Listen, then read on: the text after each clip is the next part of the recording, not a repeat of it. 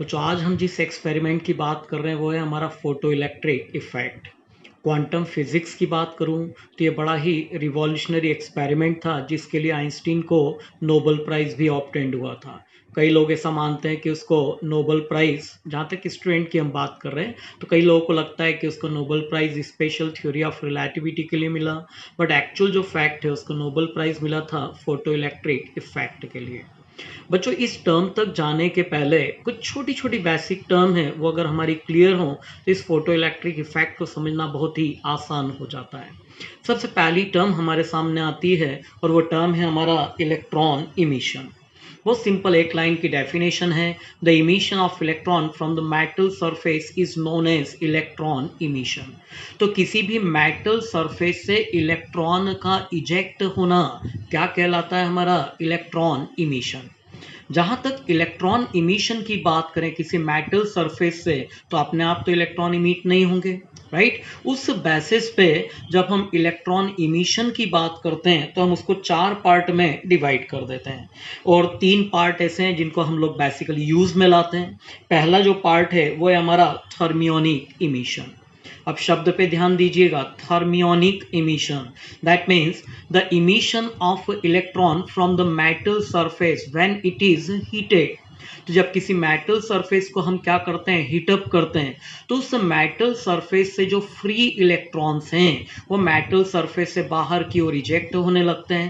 That means किसी metal surface को हम गर्म करें, उसको हीटअप करें, और हीटअप करने के बाद जो इलेक्ट्रॉन्स वहां से बाहर निकलते हैं वो इमिशन बच्चों क्या कहलाता है? हमारा थर्मियोनिक इमिशन। सेकंड जो इमिशन है बच्चों उसको कहा जाता है photo electric emission. That mean the emission of electron from the metal surface when suitable frequency radiation made incident on it is known as photo electric emission. तो किसी metal surface के ऊपर हम एक सुटेबल फ्रीक्वेंसी रेडिएशन को emit कराते हैं, उस सुटेबल फ्रीक्वेंसी रेडिएशन के इन्फ्लुएंस से मेटल सरफेस से इलेक्ट्रॉन बाहर की ओर इजेक्ट होने लगते हैं। तो वो जो इमिशन है इलेक्ट्रॉन का किसी मेटल सरफेस से, जब उसके ऊपर हम लाइट को इंसिडेंट कराएं, क्या कहलाता है बच्चों? वो हमारा फोटो इलेक्ट्रिक इमिशन। थर्ड जो इमिशन है वो कहलाता है हमारा field emission. That mean the emission of electron from the metal surface when it is placed in strong electric field is called field emission. That means किसी metal surface को किसी strong electric field के अंदर हम placed करें, right, उस condition में उस मेटल सरफेस से इलेक्ट्रॉन्स इजेक्ट होने लगते हैं। अभी जो इलेक्ट्रॉन इजेक्ट हुए किसके कारण है? Obviously it is due to strong electric field, that's why such a type of emission is called field emission. तो बच्चों देख लिया आपने, 3 तरह के इमिशन हमने देख लिए, thermionic emission, photo electric emission और फील्ड इमिशन। एक और चीज आप लोग याद रखिएगा जो बड़ी इंपॉर्टेंट टर्म भी है, और वो है हमारी थ्रेशोल्ड फ्रीक्वेंसी। दैट मीन्स किसी मेटल सरफेस के ऊपर हमने क्या किया, एक सुटेबल फ्रीक्वेंसी रेडिएशन को इंसिडेंट कराया। वो सुटेबल फ्रीक्वेंसी रेडिएशन उस मेटल के इंटीरियर से इलेक्ट्रॉन को कहां तक लेके आता है? मेटल सरफेस तक लेके आता है। उस कंडीशन में जो मिनिमम एनर्जी रिक्वायर्ड होती है बच्चों, उस एनर्जी को कहा जाता है वर्क फंक्शन। क्या बोलते हैं? Work function. That mean the minimum energy which is required to bring the electron from interior to metal surface is known as, क्या बोलेंगे? Work function. एक और खास चीज, मैं बार बार एक वर्ड यूज कर रहा हूं कि suitable frequency radiation. That means suitable frequency radiation से हमारा यहाँ पे तात्पर्य है कि जो रेडिएशन हम यहाँ पे इंसिडेंट करा रहे हैं उसकी फ्रीक्वेंसी एक definite frequency, that means threshold frequency से क्या हो? ज्यादा हो। अगर इंसिडेंट रेडिएशन की फ्रीक्वेंसी थ्रेशोल्ड फ्रीक्वेंसी से कम होगी तो उस मेटल सरफेस से इलेक्ट्रॉन का इमिशन पॉसिबल नहीं होगा, राइट। और वो जो फ्रीक्वेंसी है बच्चों उसको क्या बोलेंगे हम? Threshold frequency.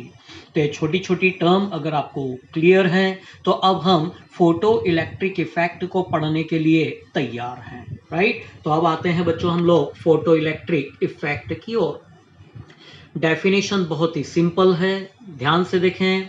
क्या बोला उसने कि when a suitable frequency radiation made incident on metal surface the electrons are emit from it.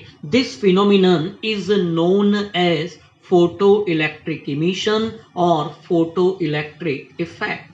तो फिर से मेरे साथ एक बार क्लियर करना है इसको। क्या बोला उसने कि when a suitable frequency radiation made incident on metal surface then the emission of electron from the metal surface is known as photoelectric emission or photoelectric effect. Right तो क्या बोला बच्चों उसने कि जब किसी मेटल सरफेस के ऊपर हम सुटेबल फ्रीक्वेंसी रेडिएशन को, दैट मीन जो रेडिएशन है वो थ्रेशोल्ड फ्रीक्वेंसी से उसकी फ्रीक्वेंसी क्या हो, ज्यादा हो, उस कंडीशन में उस मेटल सरफेस से इलेक्ट्रॉन्स क्या होते हैं बच्चों, इजेक्ट होते हैं। अगर इन इलेक्ट्रॉन्स को हम क्या करें, एक्सेलरेट कराएं, तो इलेक्ट्रॉन एक इलेक्ट्रोड से और दूसरे इलेक्ट्रोड की ओर मूव करते हैं और उस कंडीशन में सर्किट के अंदर अपोजिट डायरेक्शन में क्या होता है, करंट फ्लो होने लगता है। तो ये जो करंट फ्लो हुआ बच्चों किसके कारण हुआ, obviously it is due to photo electron, right. That's why this particular effect is known as photo electric effect. Clear हो गया बच्चों। तो फिर ध्यान से देखें, देख पा रहे हैं आप यहाँ पे फिगर में, what is this, obviously it is a evacuated tube. Inside this evacuated tube there are two electrode, C cathode, A anode. When ultraviolet radiation made incident on this cathode, that means metallic plate. Due to this suitable frequency radiation, obviously electrons are ejected from the cathode. But here this cathode is connected with the negative terminal of battery, anode is connected with the positive terminal of battery. Now due to this accelerating voltage, electrons are accelerated from cathode to anode. कहां से कहां जा रहे हैं बच्चों, cathode से और anode की तरफ इलेक्ट्रॉन जा रहे हैं।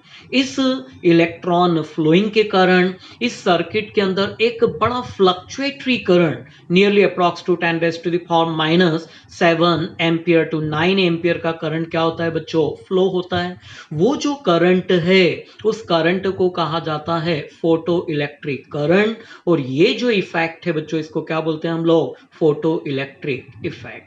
तो आई थिंक थोड़ा बहुत चीज आपको क्लियर हो गया होगा, है ना। तो याद रखिएगा, किसी मेटल सरफेस के ऊपर हमने सुटेबल फ्रीक्वेंसी रेडिएशन को इंसिडेंट कराया, तो मेटल सरफेस से इलेक्ट्रॉन इजेक्ट होते हैं। जो इलेक्ट्रॉन इजेक्ट होते हैं उनको फोटो इलेक्ट्रॉन्स बोलते हैं। उन इलेक्ट्रॉन को अगर हम एक्सेलरेट कराएं तो सर्किट के अंदर करंट फ्लो होता है, उस करंट को हम फोटो इलेक्ट्रिक करंट, और ये जो फिनोमिनन है इसको कहा जाता है फोटो इलेक्ट्रिक इफेक्ट। अब जो फोटो इलेक्ट्रिक इफेक्ट के कुछ रूल्स भी हैं, बड़ा इंपॉर्टेंट लॉ है, तो ध्यान से देखिएगा। यहाँ पे 3 रूल या 3 लॉ हम लोग यूज में लाते हैं। Number 1, the emission of electron from the metal surface is possible when the frequency of incident radiation is more than that of threshold frequency. But if the frequency of incident radiation is less or equals to the threshold frequency, the emission of electron from the metal surface is not possible. तो क्या बोला बच्चों उसने कि इस metal surface से electron का emission तभी पॉसिबल है जब इस मेटल सरफेस के ऊपर जो रेडिएशन हम इंसिडेंट करा रहे हैं उसकी फ्रीक्वेंसी थ्रेशोल्ड फ्रीक्वेंसी से ज्यादा हो। अगर किसी कंडीशन में ये इंसिडेंट रेडिएशन की फ्रीक्वेंसी थ्रेशोल्ड फ्रीक्वेंसी से कम हो या फिर थ्रेशोल्ड फ्रीक्वेंसी के बराबर हो, दोनों कंडीशन में इस मेटल सरफेस से इलेक्ट्रॉन का इमिशन पॉसिबल नहीं होता। क्लियर हो गया। तो फिर याद रखिएगा क्या बोला उसने, the emission from the electron from the metal surface is possible when the frequency of incident radiation is more than threshold frequency. Clear है बच्चों।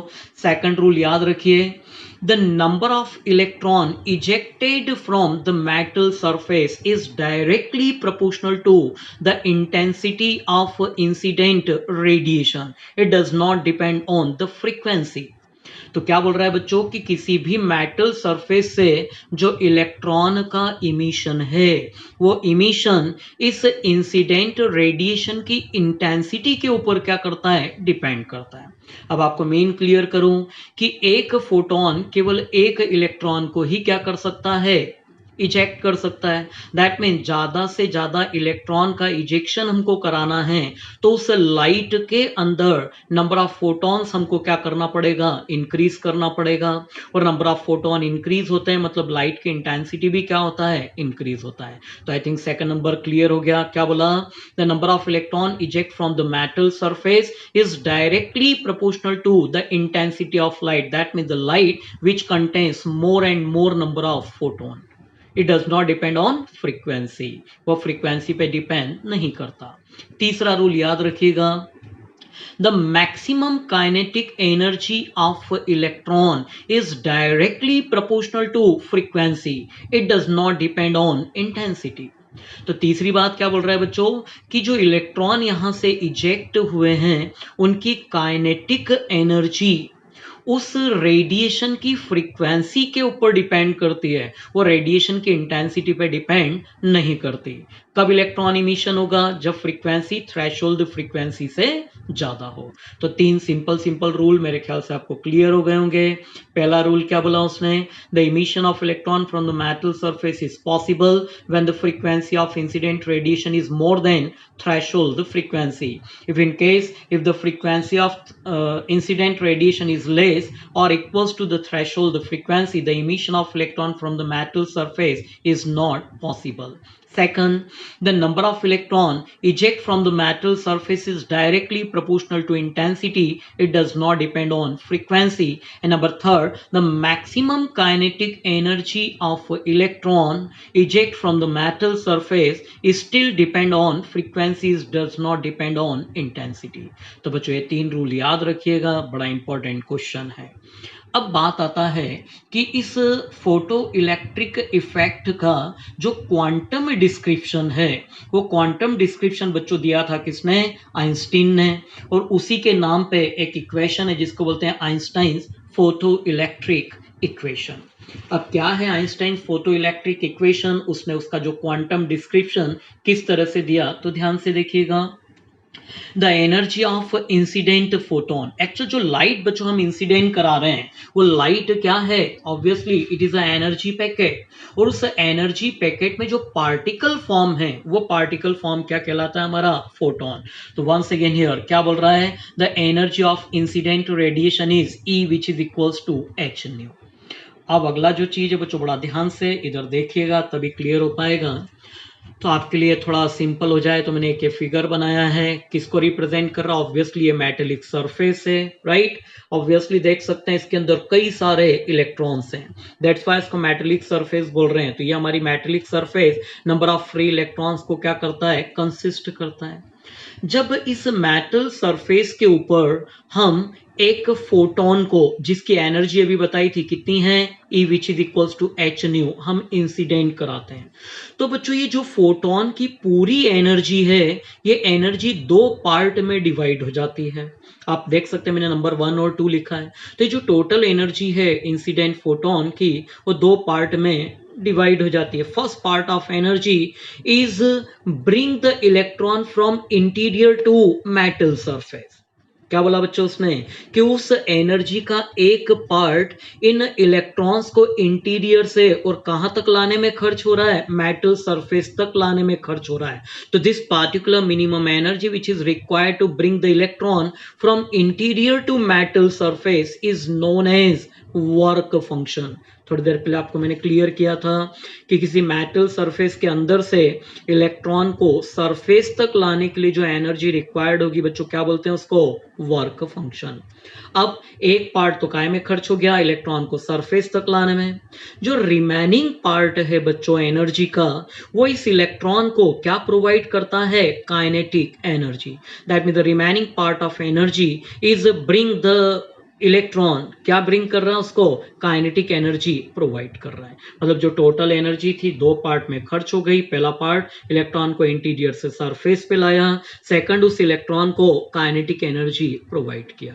तो इस फिगर के थ्रू आई थिंक दोनों काम आपको समझ में आ गए होंगे। लेकिन आपको पूरी थ्योरी क्लियर हो तो मैंने यहाँ पे लिख भी दिया है।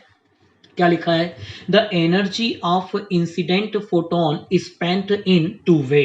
Number one, a part of energy of incident photon is used to liberate the electron from interior to metal surface, which is known or which is equals to the work function. तो पहला part समझ में आ गया, कहां से कहां electron को interior से सरफेस तक लेके आए। आगे क्या बोल रहा है? The rest of the energy is used to imparting the maximum kinetic energy of the emitted photo electron. जो रिमेनिंग एनर्जी थी वो उसने इलेक्ट्रॉन को क्या प्रोवाइड किया? काइनेटिक एनर्जी प्रोवाइड किया। मतलब जो हमारी बच्चों टोटल एनर्जी है it is equals to sum of work function plus kinetic energy, है ना। सिंपल फॉर्म, दो काम में डिवाइड हो गया। अब टोटल एनर्जी कितनी थी बच्चों हमारी? H nu which is equals to कितना? 5 प्लस काइनेटिक एनर्जी क्या होता है? Half M V square. अब ऊपर जब हमने पढ़ा था तब भी क्लियर किया था, when a suitable frequency radiation, मतलब जो रेडिएशन हम इंसिडेंट करा रहे हैं उसकी फ्रीक्वेंसी सुटेबल होना चाहिए। ऊपर बता भी दिया था कि if in case if the frequency of incident radiation is less और equals to the threshold frequency, emission of electron from the metal surface is not possible. तो अगर किसी कंडीशन में बच्चों जो फ्रीक्वेंसी है किसके इक्वल हो जाए? थ्रेशोल्ड फ्रीक्वेंसी के इक्वल्स हो जाए। अब थ्रेशोल्ड फ्रीक्वेंसी के इक्वल है मतलब इलेक्ट्रॉन बाहर नहीं निकलेगा, नहीं निकल रहा है मतलब उसकी वेलोसिटी कितनी है? 0, राइट। तो ये कंडीशन यहाँ पे अप्लाई करें, जहां न्यू लिखा है कितना लिख दें? न्यू नॉट, और वी के प्लेस पे बच्चों कितना कर दें? 0। अगर ये दोनों कंडीशन में यहाँ पे अप्लाई करूं तो अगली स्टेप क्या बनेगी हमारी? H nu naught which is equals to कितना है बच्चों? 5। ये पूरी टर्म कितनी हो जाएगी? 0। मतलब क्या बचा मेरे पास में? H nu naught which is equals to 5। क्या दे दें इसको? नंबर 3। अब इस फाई की वैल्यूज को कितनी है? एच न्यू नॉट यहाँ पे बच्चों प्लेस कर दें। तो now by equation number 2 and 3 क्या मिलेगा हमको? H nu which is equals to H nu naught plus half M V square.